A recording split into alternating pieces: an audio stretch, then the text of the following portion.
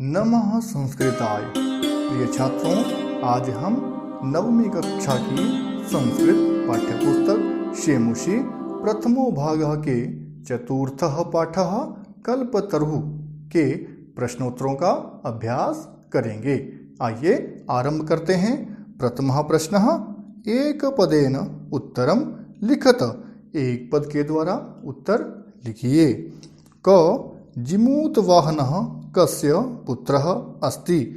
जिमूत वाहन किसका पुत्र है? उत्तरम जिमूत केतुः। ख संसारेस्मिन् कः अनश्वरः भवति। इस संसार में क्या अनश्वर होता है, अर्थात इस संसार में ऐसा क्या होता है जो कभी नष्ट नहीं होता? उत्तरम परोपकारः। ग जिमूत वाहनः परोपकारैक फल सिद्धये कम आराधयति। जिमूत वाहन ने परोपकार की फल सिद्धि के लिए किसकी आराधना की? उत्तरम कल्पपादपम, कल्प वृक्ष की। घ जिमूत वाहनस्य सर्वभूतानुकंपया सर्वत्र किम प्रथितम। जिमूत वाहन का सभी प्राणियों पर दया करने से सर्वत्र सब जगह किम प्रथितम क्या फैल गया? उत्तरम यशः। अंग कल्पतरुः भुवि कानि अवर्षत। कल्प वृक्ष ने पृथ्वी पर किसकी वर्षा की? उत्तरम वसूनि, अर्थात धन की। द्वितीयः प्रश्नः अधोलिखितानां प्रश्नानां उत्तराणि संस्कृत भाषया लिखत। नीचे लिखे हुए प्रश्नों के उत्तर संस्कृत भाषा के द्वारा लिखिए। क कंचनपुरम नाम नगरम कुत्र विभाति स्म। कंचनपुर नाम का नगर कहाँ सुशोभित है? उत्तरम कंचनपुरम नाम नगरम हिमवतः सानोः उपरि विभाति स्म। कंचनपुर नाम का नगर हिमालय की चोटी के ऊपर सुशोभित है। ख जिमूत वाहनः कीदृशः आसीत्। जिमूत वाहन कैसा था? उत्तरम जिमूत वाहनः महान दानवीरः सर्वभूतानुकंपी च आसीत्। जिमूत वाहन महान दान देने वाला और सभी प्राणियों पर दया करने वाला था। ग कल्पतरोः वैशिष्ट्यम् आकर्ण्य जिमूत वाहनः किम अचिन्तयत्। कल्प वृक्ष की विशेषता को सुनकर जिमूत वाहन ने क्या सोचा? उत्तरम जिमूत वाहनः अचिन्तयत् अहो ईदृशम् अमरपादपं प्राप्यापि पूर्वैः पुरुषैः अस्माकं तादृशं फलं किमपि न प्राप्तम्। अरे, ऐसे अमर वृक्ष को पाकर भी हमारे पूर्वजों द्वारा वैसा कोई भी फल प्राप्त नहीं किया गया। घ हितैषिणः मंत्रिणः जिमूत वाहनम किम उक्तवन्तः। भलाई चाहने वाले मंत्रियों ने जिमूत वाहन को क्या कहा? उत्तरम हितैषिणः मंत्रिणः उक्तवन्तः युवराज योऽयं सर्वकामदः कल्पतरुः तवोद्याने तिष्ठति स तव सदा पूज्यः।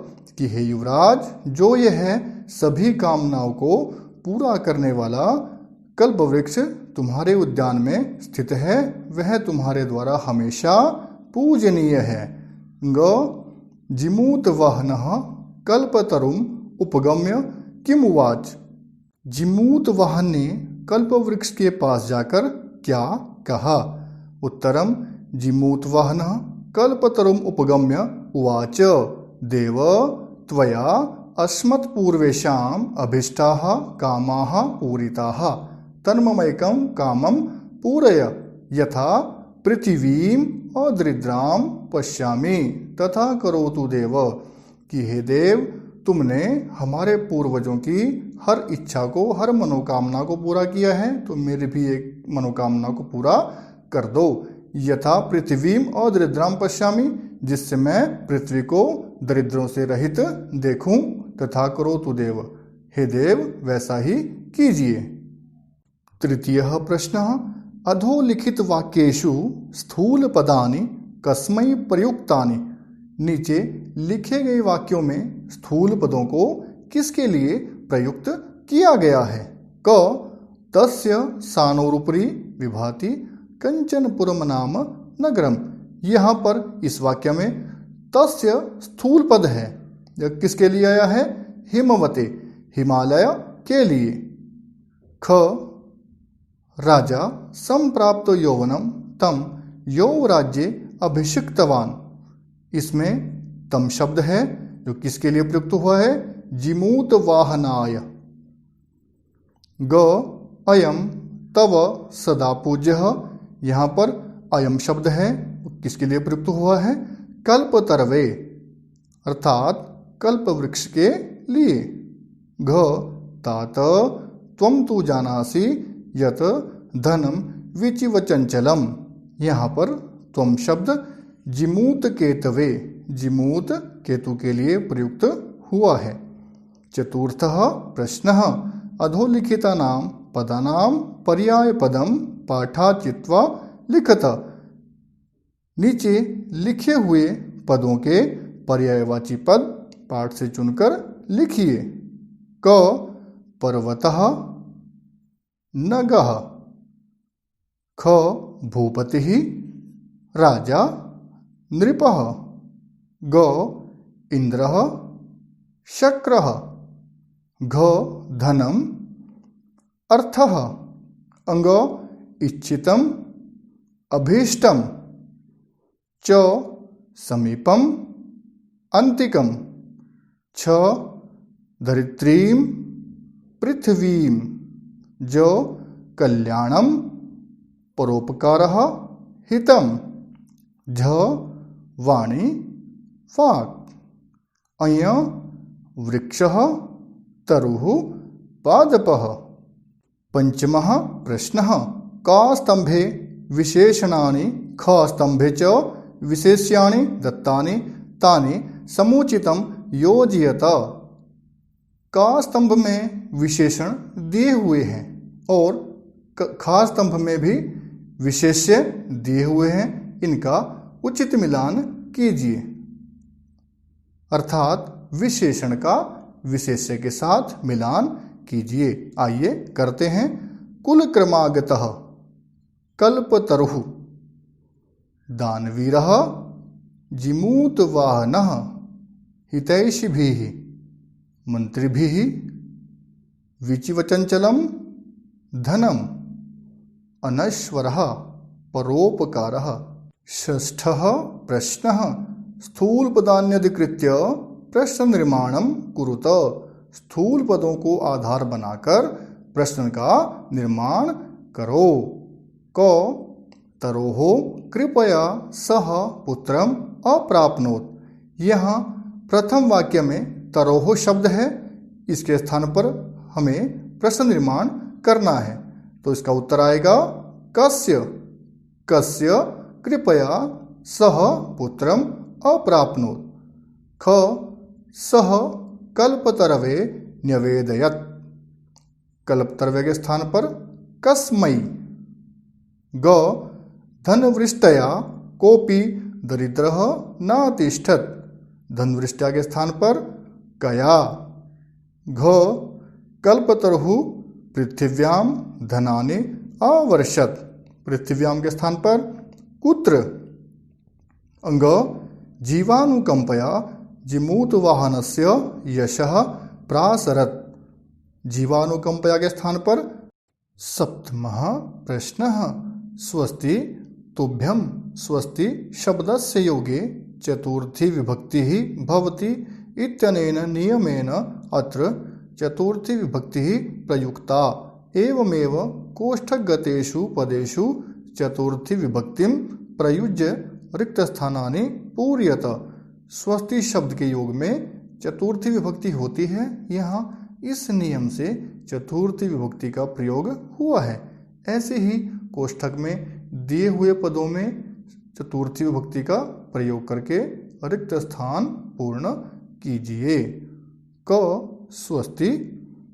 यहाँ कोष्ठक में राजा शब्द है, चतुर्थी विभक्ति के प्रयोग से राज्यें शब्द बना? तो उत्तर होगा स्वस्ति राज्यें।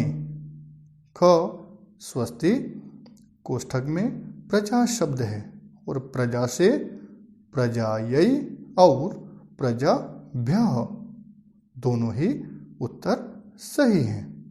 ग स्वस्ति कोष्ठक में छात्र शब्द है, छात्र शब्द से छात्राय और छात्रेभ्यः दोनों ही सही हैं। घ स्वस्ति कोष्ठक में सर्वजना, सर्वजना से सर्वजनेभ्यः। ख भागः कोष्ठकगतेषु पदेषु षष्ठीं विभक्तिं प्रयुज्य रिक्तस्थानानि पूरयत।